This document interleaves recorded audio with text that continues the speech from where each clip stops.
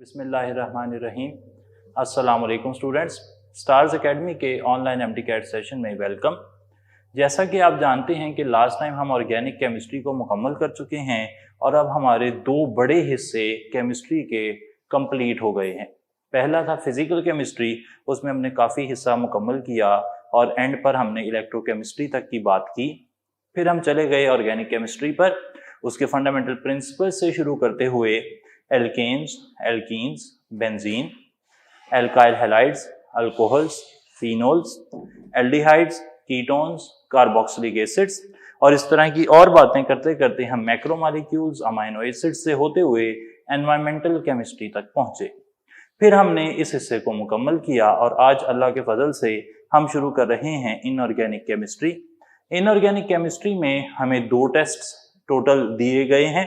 एक टेस्ट का सिलेबस है ग्रुप्स और पीरियड्स और दूसरे का सिलेबस है ट्रांजिशन एलिमेंट्स और compounds of nitrogen and sulphur. पहले टेस्ट के सिलेबस में ग्रुप्स और पीरियड्स शामिल हैं और आज हम उनमें से ग्रुप्स की बात करेंगे। ग्रुप्स की जो सिलेबस आउटलाइन है उसमें हमें atomic radius, ionic radius, ionization energy, electron affinity, electronegativity, melting point और बॉइलिंग पॉइंट, ऑक्सीडेशन स्टेट और हाइड्रेशन एनर्जी के बारे में पूछा गया है। साथ साथ हमें हैलाइड्स और ऑक्साइड्स की प्रॉपर्टीज को डिस्कस करने का भी कहा गया है। अगर आप इस सिलेबस आउटलाइन को देखें तो आपके जहन में सेकेंड ईयर फर्स्ट चैप्टर आता है जिसमें ये सारी चीजें डिस्कस की गई हैं। तो मेजर पोर्शन वहीं से है और उसी हिस्से को हम देखेंगे इंशाल्लाह। बहुत ही आसान सी बातें हैं ग्रुप्स के बारे में, पीरियड के बारे में, लेकिन बहुत ज़रूरी ये रहेगा कि जो एक्सेप्शंस हैं उन्हें आप ध्यान में रखें। यहाँ से जो सवाल है ना वो एक्सेप्शन बेस्ड ही आ रहा है। एक्सेप्शन क्या है और उसी को वो पूछ रहा है, यानी कि ऐसी एग्जाम्पल्स जिनमें कोई एक्सेप्शन है, कोई ग्रुप मेंबर है जो डिफरेंट बिहेवियर शो कर रहा है जनरल ट्रेंड से, उसको ही एग्जामिनर पूछ रहा है जहां तक हमने अभी तक ऑब्जर्व किया है। तो स्टार्ट ले लेते हैं जी। सबसे पहले हम दो बातें शुरू कर रहे हैं, एक है एटॉमिक रेडियस और दूसरा है आयोनिक रेडियस। तो एटॉमिक रेडियस और आयोनिक रेडियस को हम एक ही जगह पर इकट्ठा कर रहे हैं क्योंकि इनका ट्रेंड एक जैसा है। एटॉमिक रेडियस और आयोनिक रेडियस, पर्टिकुलरली अगर आयोनिक रेडियस की बात की जाए for iso electronic cations and anions, इस बात को मैं साथ ही एलैबोरेट कर दूं। एटॉमिक रेडियस का ट्रेंड ये है कि एटॉमिक रेडियस ग्रुप में इंक्रीज करता है, डाउन दी ग्रुप इंक्रीज करता है और पीरियड में डिक्रीज करता है left to right. Atomic radius left to right decrease करता है, टॉप टू बॉटम इंक्रीज करता है। आयोनिक रेडियस का भी यही ट्रेंड है ग्रुप का, यानी कि एटॉमिक रेडियस और आयोनिक रेडियस ग्रुप में इंक्रीज करते हैं। पीरियड की बात की जाए तो एटॉमिक रेडियस पीरियड में डिक्रीज होता है और ionic radius of iso electronic cations and anions वो भी पीरियड में डिक्रीज होता है। इस बात को जरा समझ लेते हैं। हमारे पास एलिमेंट मौजूद है Na+, एटॉमिक नंबर 11, इसके पास 10 इलेक्ट्रॉन है। मैग्नीशियम +2, एटॉमिक नंबर 12, इसके पास भी 10 इलेक्ट्रॉन है। एल्यूमिनियम +3, एटॉमिक नंबर 13, इसके पास भी 10 इलेक्ट्रॉन है। और सिलिकॉन +4, एटॉमिक नंबर 14, इसके पास भी 10 इलेक्ट्रॉन है। ये सब के सब आइसो इलेक्ट्रॉनिक कैटाइंस हैं और आइसो इलेक्ट्रॉनिक कैटाइंस का साइज पीरियड में डिक्रीज होता है, यानी कि सोडियम का साइज मैग्नीशियम से ज्यादा, मैग्नीशियम का साइज एल्यूमिनियम +3 से ज्यादा और उसका साइज सिलिकॉन +4 से ज्यादा है। इसके बरखिलाफ अगर एनाइंस की बात की जाए तो सिलिकॉन के बाद आता है फॉस्फोरस, वो होता है -3, फिर आता है सल्फर -2, फिर आता है chlorine -1। Phosphorus atomic number 15, 3 electron आ गए, 18 इलेक्ट्रॉन हो गए। सल्फर 16 और -2, 18 इलेक्ट्रॉन हो गए। क्लोरीन 17 और -1, 18 इलेक्ट्रॉन हो गए। अब ये तीनों आइसो इलेक्ट्रॉनिक एनाइंस हैं और हमने कह दिया है कि आइसो इलेक्ट्रॉनिक एनाइंस का साइज भी पीरियड में कम होता है, यानी कि फॉस्फाइड का सल्फाइड से ज्यादा और सल्फाइड का क्लोराइड से ज्यादा है। लेकिन यहां पर एक बात आप याद रखें कि जो आयोनिक रेडियस है पीरियड के अंदर, उसका ट्रेंड कैटाइंस के लिए एक है और एनाइंस के लिए दूसरा है। सही, दूसरे से मुराद क्या है कि आइसोइलेक्ट्रॉनिक कैटाइंस का साइज आइसोइलेक्ट्रॉनिक कैटाइंस से ही कंपेयर किया जा सकता है और एनाइंस का साइज एनाइंस से ही कंपेयर किया जा सकता है।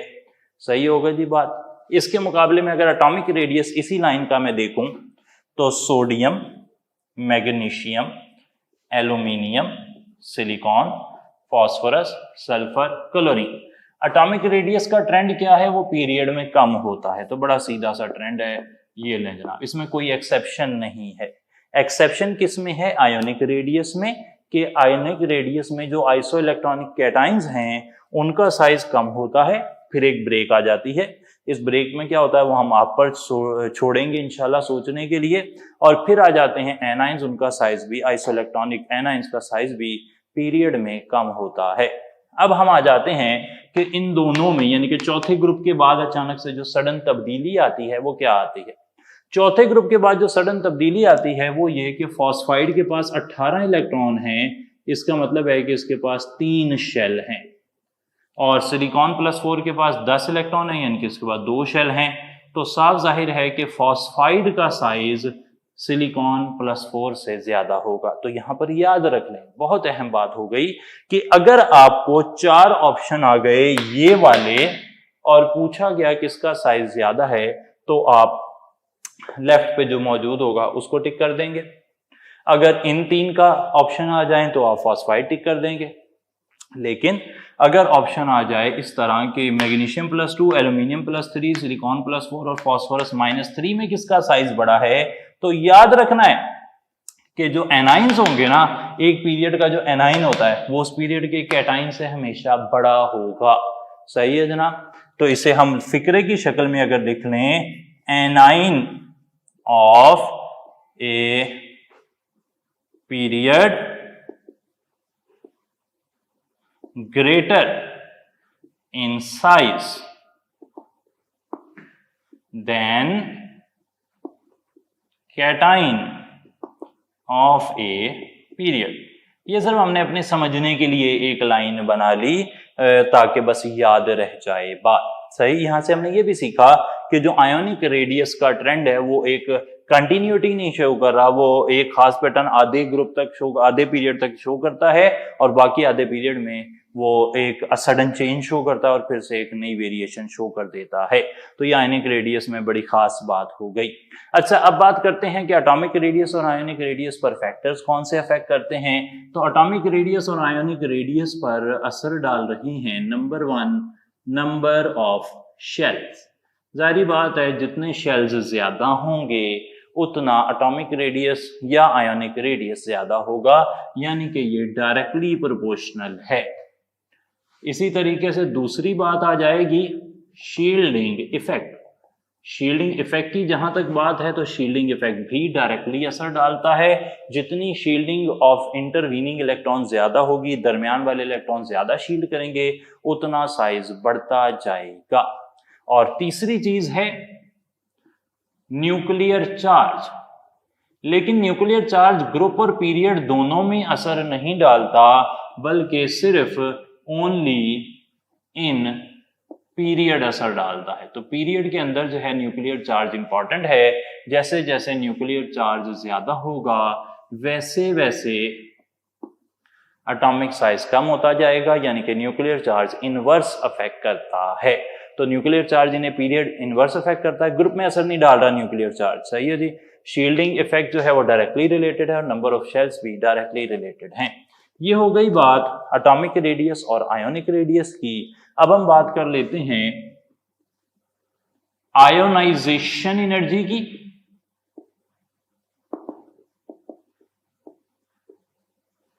इलेक्ट्रॉन अफिनिटी की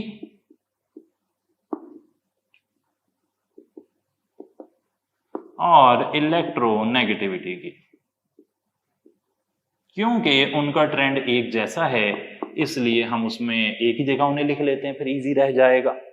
आयनाइजेशन एनर्जी, इलेक्ट्रॉन अफिनिटी और इलेक्ट्रोनेगेटिविटी तीनों ही चीजें ग्रुप के अंदर डिक्रीज होती हैं, डाउन द ग्रुप, और पीरियड के अंदर इंक्रीज होती हैं लेफ्ट टू राइट। लेकिन यहां पर कुछ एक्सेप्शंस भी हैं। वो एक्सेप्शंस ये हैं कि आयनाइजेशन एनर्जी 3rd A और 6A की लो है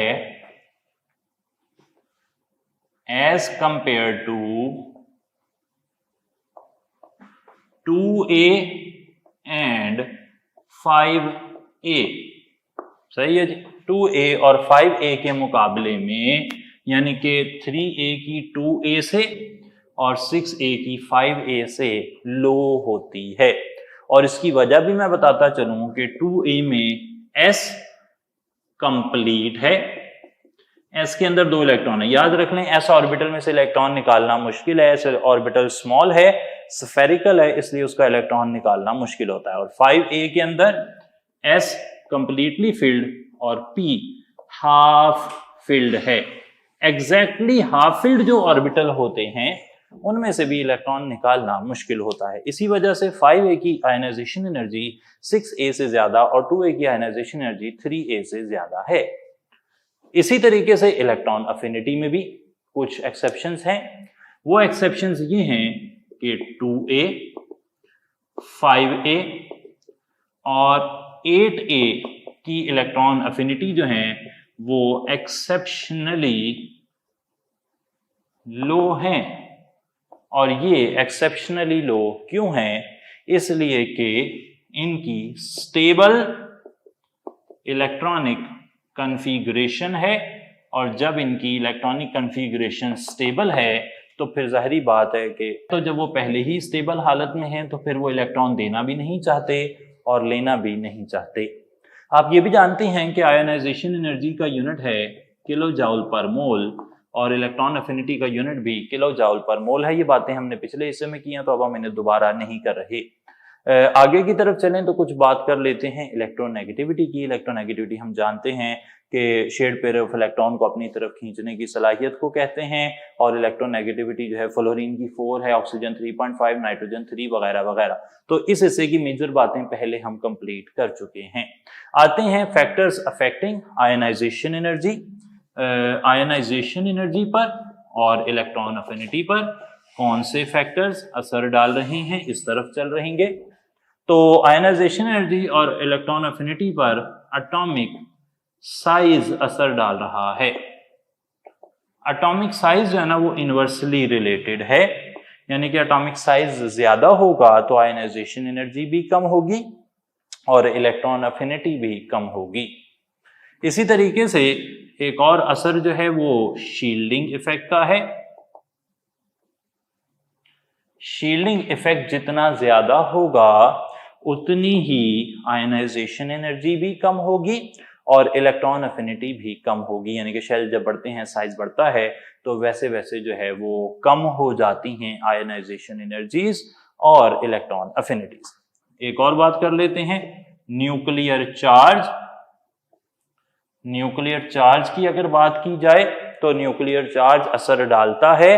न्यूक्लियर चार्ज अगर ज्यादा होगा, अगर हम बात कर लें इन पीरियड, न्यूक्लियर चार्ज ज्यादा होता है और उसके बढ़ने से आयनाइजेशन एनर्जी भी बढ़ती है, इलेक्ट्रॉन अफिनिटी भी बढ़ती है। हमने ये बात क्लियर कर ली कि न्यूक्लियर चार्ज आमतौर पर पीरियड में ही असर डालता है, क्योंकि ग्रुप के अंदर शेल्स के बढ़ने से न्यूक्लियर चार्ज का असर बड़ा ही नॉमिनल हो जाता है। वो इतना प्रोमिनेंट असर नहीं डालता। चौथी बात जो है वो है नेचर ऑफ ऑर्बिटल, और यहां पर हम ये सीख चुके हैं कि s का इलेक्ट्रॉन निकालना p से मुश्किल है, p का d से मुश्किल है और d का f से मुश्किल है इलेक्ट्रॉन निकालना। तो सबसे ज्यादा जो इलेक्ट्रॉन वो ऑर्बिटल में से निकालना मुश्किल है वो s का है। इसी वजह से सेकंड ग्रुप वालों की जो आयनाइजेशन एनर्जी है वो थर्ड वालों से ज्यादा हो जाती है। इसके बाद अब हम आगे चलेंगे और कुछ बात हम कर लेते हैं ऑक्सीडेशन स्टेट की। यहाँ पर थोड़ा सा हिस्सा हमारे पास मौजूद है। तो ऑक्सीडेशन स्टेट जो है इसे कहते हैं apparent charge on an atom in an ion और मॉलिक्यूल। यहाँ पर आयनाइजेशन एनर्जी के बारे में एक बात याद रख लें कि जो फर्स्ट आयनाइजेशन एनर्जी होती है ये सेकंड आयनाइजेशन एनर्जी से कम होती है, वो थर्ड आयनाइजेशन एनर्जी से कम होती है। तो ये बात हमने पहले बताई है। काफी इस बात पर ना इस टॉपिक को हम डिस्कस कर चुके हैं कंप्रीहेंसिवली केमिकल बॉन्डिंग वाले यूनिट में। ऑक्सीडेशन स्टेट जो है इसके बारे में अगर बात करें तो ऑक्सीडेशन स्टेट हो सकती है नंबर ऑफ वैलेंस इलेक्ट्रॉन्स, इसे ऑक्सीडेशन स्टेट कहा जा सकता है, या फिर नंबर ऑफ वैलेंस इलेक्ट्रॉन्स -8 को भी ऑक्सीडेशन स्टेट कहा जा सकता है for members of group 5A to 8A। 5वें से 8वें ग्रुप वालों का ऑक्सीडेशन स्टेट उनके वैलेंस शेल में मौजूद इलेक्ट्रॉन्स को 8 में से माइनस करके भी निकाला जा सकता है। फॉर एग्जांपल अगर ग्रुप 1A का मेंबर है तो उसका ऑक्सीडेशन स्टेट +1 होगा, 2A वाले का +2 होगा। इसी तरीके से ग्रुप 6A की बात की जाए तो वो -2 भी हो सकता है, +6 भी हो सकता है, और भी वेरिएशन हो सकती हैं। वो आप निकालेंगे हर बारी उन्हीं कवानीन के तहत जो हमने इलेक्ट्रोकेमिस्ट्री में पढ़े थे। इसके बाद एक और बात हम कर लेते हैं हाइड्रेशन एनर्जी की। हाइड्रेशन एनर्जी को अगर हम देखें तो हाइड्रेशन एनर्जी डायरेक्टली रिलेटेड है चार्ज टू साइज रेशियो के, यानी कि जितना चार्ज ज्यादा होगा उतनी हाइड्रेशन एनर्जी ज्यादा होगी, और जितना साइज ज्यादा होगा उतनी हाइड्रेशन एनर्जी कम हो जाएगी। हम जानते हैं कि साइज के हवाले से अगर देखा जाए तो ग्रुप में साइज ने बढ़ना है, हाइड्रेशन एनर्जी ने कम हो जाना है। तो ग्रुप में हाइड्रेशन एनर्जी डिक्रीज होगी और पीरियड में हाइड्रेशन एनर्जी जो है वो इंक्रीज होगी। ये सारी बातें मुकम्मल करके अब हम चलेंगे आगे और बात करेंगे मेल्टिंग पॉइंट और बॉइलिंग पॉइंट की। फिर इसी तरीके से कुछ सवाल होंगे और फिर हैलाइड्स और ऑक्साइड्स की बात करेंगे। जी आगे चल रहे हैं, मेल्टिंग पॉइंट और बॉइलिंग पॉइंट की बात कर रहे हैं।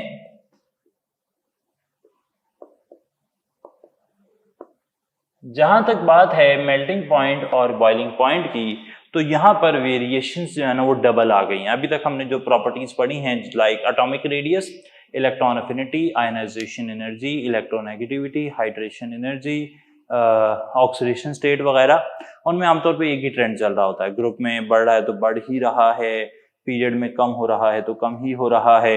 यहाँ पर प्रॉब्लम ये है कि मेटल्स और नॉन मेटल्स, शुरू के ग्रुप वाले एंड के ग्रुप वाले, ये अलग अलग बिहेव करेंगे। हम बात कर लेते हैं मेल्टिंग और बॉइलिंग पॉइंट की मुख्तलिफ ग्रुप्स के हवाले से। तो ग्रुप्स में हम बात कर रहे हैं मेटल्स के ग्रुप्स की, 1A और 2A की। ये मेटल्स के ग्रुप्स हैं। मेटल्स के ग्रुप्स के अंदर मेटल्स जो है ना नेचुरली वो सॉलिड स्टेट में एग्जिस्ट करती हैं। मेटल्स के अंदर पैकिंग इंपॉर्टेंट है क्योंकि वो सॉलिड स्टेट में है। तो पैकिंग जो है ना वो साइज बड़ा होने से पैकिंग लूज होती है। सही जी। मेटेलिक बॉन्ड जो है वो छोटे एटम्स के दरमियान में स्ट्रांग होता है, बड़े एटम्स के दरमियान में वीक होता है। तो फर्स्ट ए और सेकंड ए की अगर बात की जाए तो गोइंग डाउन दी ग्रुप, जब आप नीचे की तरफ जाते हैं तो वीकर फोर्सेस ऑफ अट्रैक्शन आ जाती हैं, जिसे आप कह सकते हैं वीकर मेटेलिक बॉन्ड, जिसे आप कह सकते हैं लूज पैकिंग ये आप सारे वर्ड इस्तेमाल कर सकते हैं। मेटल्स के अंदर डाउन द ग्रुप जाते हुए फोर्सेस ऑफ अट्रैक्शन कम होती हैं, बॉन्ड वीक हो जाता है, पैकिंग लूज हो जाती है, इस वजह से मेल्टिंग और बॉइलिंग पॉइंट डिक्रीज होते हैं। इसके बरखिलाफ 7A एक प्योर नॉन मेटल्स का ग्रुप है, फ्लोरीन, क्लोरीन, ब्रोमीन, आयोडीन। उनमें जब आप नीचे की तरफ जाते हैं तो साइज इंक्रीज करता है, जिससे पोलराइजेबिलिटी इंक्रीज करती है। ये गैस की फॉर्म में होते हैं ना आमतौर पर, तो इनमें पोलराइजेबिलिटी बढ़ने से लंडन डिस्पर्शन फोर्सेस इंक्रीज करती हैं और इस वजह से इनके मेल्टिंग पॉइंट और बॉइलिंग पॉइंट इंक्रीज करते हैं।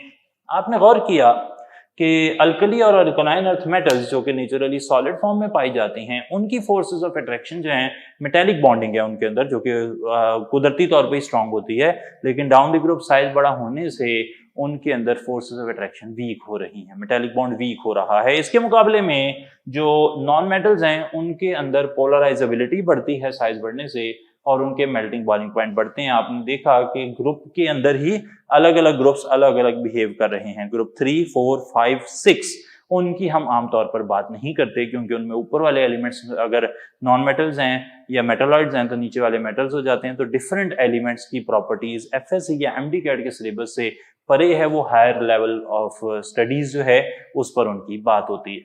अच्छा जी, आगे चल पड़ते हैं। अब हम बात कर लेते हैं पीरियड्स की। अगर हम पीरियड्स की बात करें, लेफ्ट टू राइट जा रहे हैं तो 1A, 2A, 3A, 4A, 5A, 6A, 7A और 8A के अंदर 4 तक मेल्टिंग बॉइलिंग पॉइंट इंक्रीज करते हैं। इसकी वजह लिखता है कि number of binding electrons increase करते हैं। सही, पहले, दूसरे, तीसरे और चौथे जो एलिमेंट है ना, ये आम अगर आप देखें, पहले ग्रुप वाले मेटल्स उनमें मेटेलिक बॉन्ड होगा, दूसरे ग्रुप वाले भी मेटल्स, तीसरे वाले भी समवट मेटल्स होते हैं, चौथे में कौन आ रहा है, कार्बन, सिलिकॉन वगैरह जो कोवलेंट सॉलिड्स के तौर पे पाए जाते हैं। तो पहला, दूसरा, तीसरा और चौथा या तो ये मेटेलिक सॉलिड होते हैं या कोवलेंट सॉलिड होते हैं। तो मेटेलिक सॉलिड हो या कोवलेंट सॉलिड हो, दोनों ही हालतों में इनके अंदर बॉन्डिंग होती है और जैसे जैसे बाइंडिंग इलेक्ट्रॉन बढ़ेंगे वैसे वैसे मेल्टिंग बॉइलिंग पॉइंट बढ़ेंगे। लेकिन इसके बाद वाले 5, 6, 7 वाले जो हैं, इनके अंदर मेल्टिंग बॉइलिंग पॉइंट डिक्रीज होते हैं। इसकी वजह ये बताता है कि 5वें, 6ठे और 7वें वाले जो हैं उनके अंदर इंटरमॉलिक्यूलर फोर्सेस होती हैं, बल्कि लंडन डिस्पर्शन फोर्सेस होती हैं। एक तो ये बात हो गई, और लंडन डिस्पर्शन फोर्सेस जो हैं वो साइज छोटा होता है तो कम होती हैं। 5वें का साइज बड़ा है, 6ठे का छोटा है, 7वें ग्रुप का और छोटा है, तो लंडन डिस्पर्शन फोर्सेस वीक हो रही होती हैं। इस वजह से मेल्टिंग बॉइलिंग पॉइंट वीक हो रहे होते हैं और साथ साथ इनके अंदर जो हैं वो इंटरमॉलिक्यूलर फोर्सेस जो हैं ना, वो जनरली भी वीक होती हैं और दे एग्जिस्ट एज, ऐसे भी लिखा हुआ है, स्मॉल डाइएटॉमिक मॉलिक्यूल्स। ये पाए जाते हैं छोटे छोटे मॉलिक्यूल्स की शक्ल में, लाइक N2, O2, F2। अब दो एटम्स के दरमियान में कितनी भी इंटरमॉलिक्यूलर फोर्सेस स्ट्रांग हो जाएं, वो कभी भी सॉलिड्स नहीं हो सकते, यानी कि उनके मेल्टिंग बॉइलिंग पॉइंट बहुत ज्यादा नहीं हो सकते। तो इनके कुछ मेंबर स्मॉल डाई एटम्स की फॉर्म में पाए जाते हैं, इसलिए उनके मेल्टिंग बॉइलिंग पॉइंट कम है, और जो बाकी हैं उनके अंदर इंटरमॉलिक्यूलर फोर्सेस वीक होती हैं। इस वजह से 5th, 6th और 7th ग्रुप के जो मेंबर्स हैं, इनके जो मेल्टिंग बॉइलिंग पॉइंट हैं पीरियड में, एक ही पीरियड में अगर आप पहले ग्रुप से लेके 7th ग्रुप के मेंबर्स को डिस्कस करें, लाइक पहले ग्रुप में मैं बात कर लेता हूं lithium, beryllium, boron, carbon, nitrogen, oxygen, fluorine, neon, तो आप देखेंगे कि इनके मेल्टिंग बॉइलिंग पॉइंट ज्यादा हैं, इनके मेल्टिंग बॉइलिंग पॉइंट कम हैं। वजूहात मैंने आपके सामने रख दी। आगे चलते हुए एक और चीज हमने यहां डिस्कस करनी है और वो है इलेक्ट्रिकल कंडक्टिविटी। इलेक्ट्रिकल कंडक्टिविटी में हमें बताया जा रहा है कि 1A वाले और 2A वाले जो हैं ये अच्छे कंडक्टर हैं, 6A वाले और 7A वाले ये कंडक्टर नहीं है, तो फिर ये इंसुलेटर होंगे, जाहिर बात है।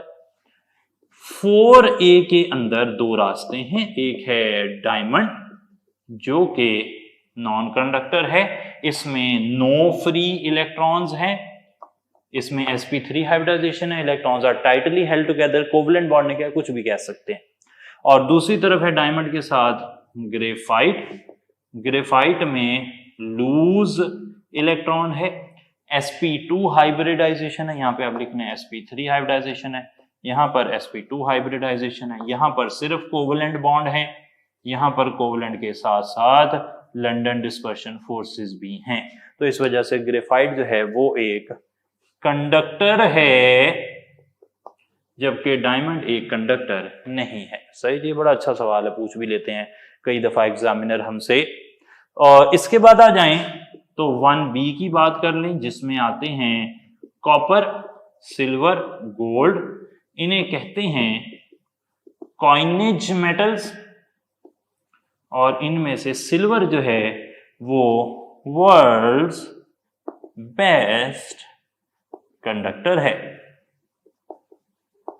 इस तरह हो गया, और इनकी बड़ी हाई, एक्सेप्शनली हाई वैल्यूज हैं कंडक्टिविटी की, जो कि आमतौर पे एक्सपेक्ट नहीं की जाती। 1b के पास एक ही फ्री इलेक्ट्रॉन होता है, 1a के पास एक, 2a के पास दो फ्री इलेक्ट्रॉन होते हैं, तो ये अच्छे कंडक्टर हैं, ये एक्सेप्शनली अच्छा कंडक्टर है।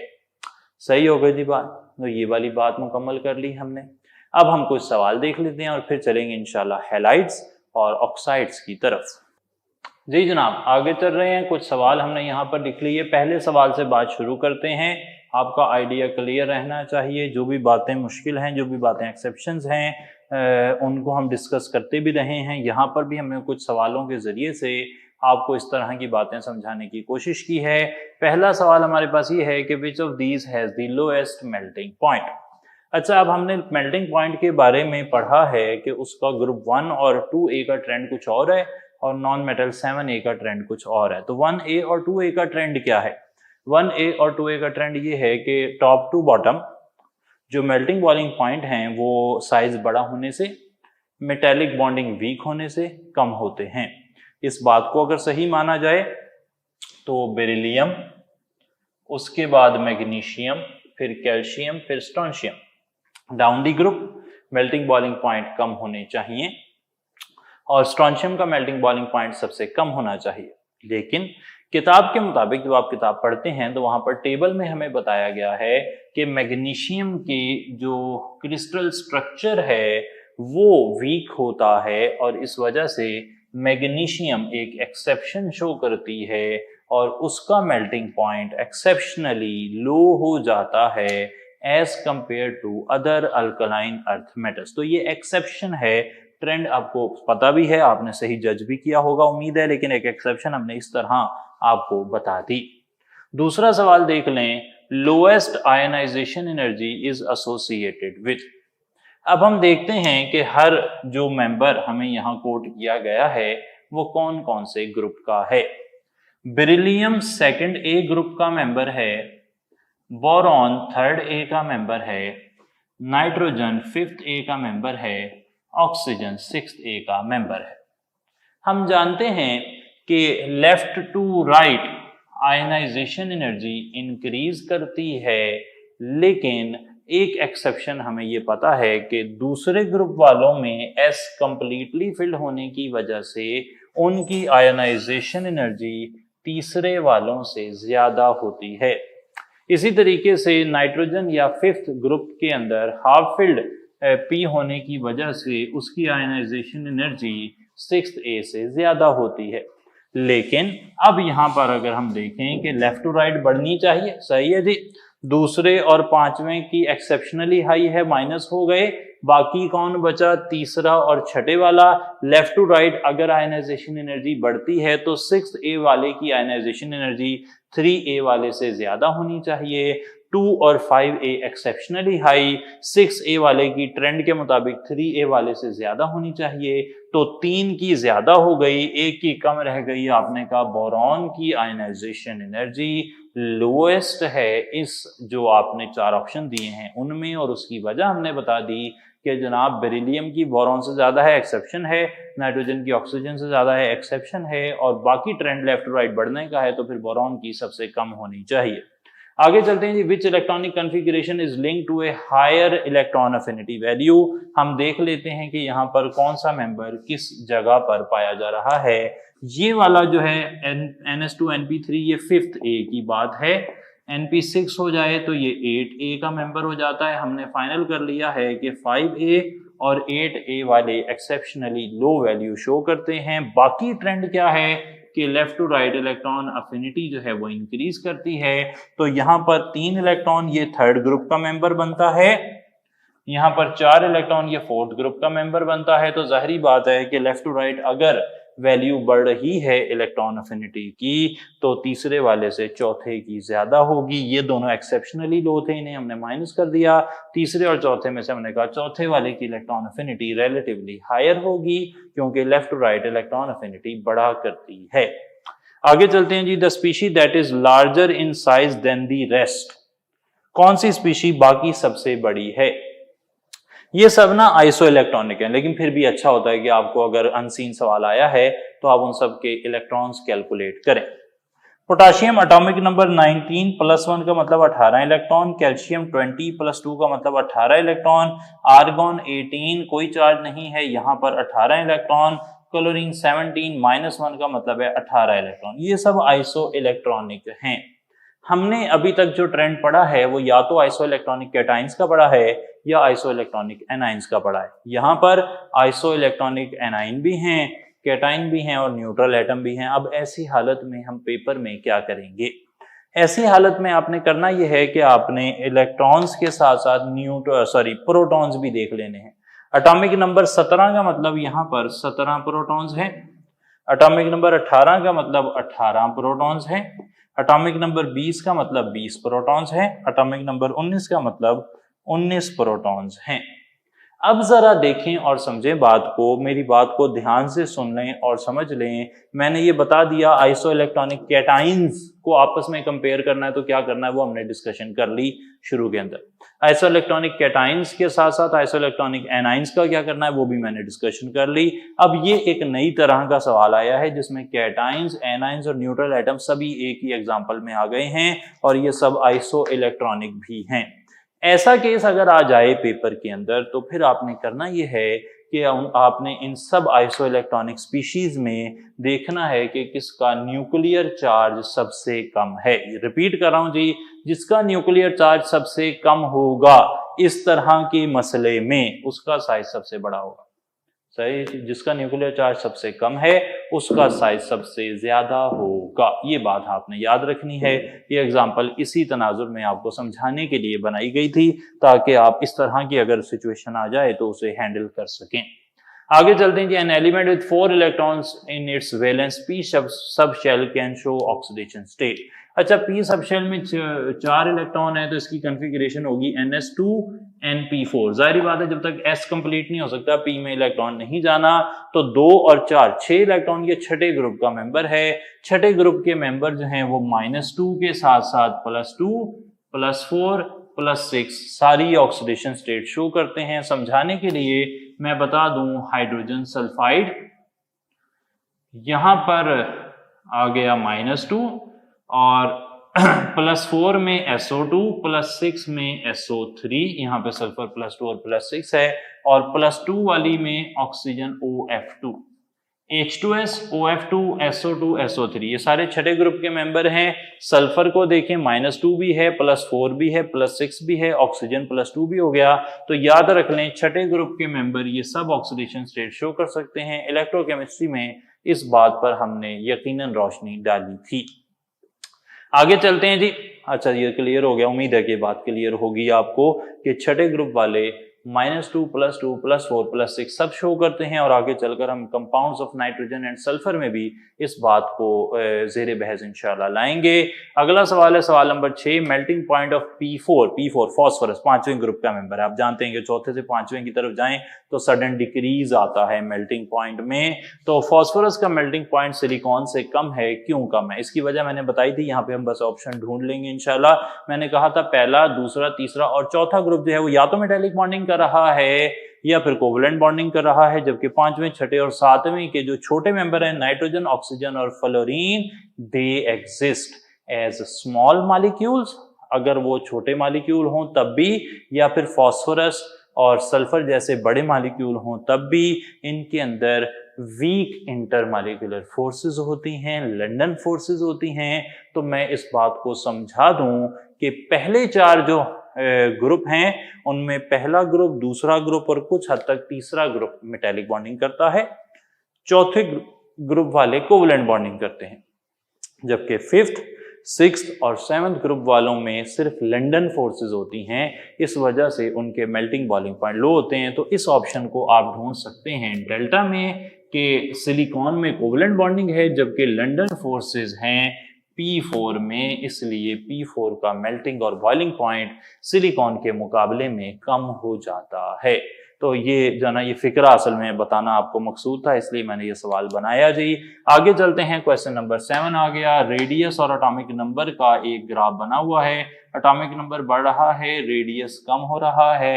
आपने ऑप्शन टिक करना है कि ABCD क्या है। वैसे बड़ा क्लियर है, एटॉमिक नंबर अगर बढ़ रहा है तो फिर जारी बात है कि जिसका एटॉमिक नंबर कम होगा वो लेफ्ट साइड पर और आगे एटॉमिक नंबर बढ़ रहा होगा। एलिमेंट्स कौन कौन से हैं? नियॉन, इसका एटॉमिक नंबर होता है 10, फ्लोरीन 9, ऑक्सीजन 8, नाइट्रोजन 7। तो जारी बात है कि ए होना चाहिए 7 एटॉमिक नंबर वाला नाइट्रोजन, ऑक्सीजन, फ्लोरीन, नियॉन। और आप जानते हैं कि नाइट्रोजन, ये नाइट्रोजन -3 वाला 10 electron, oxygen -2 10 electron, fluorine -1 10 electron, neon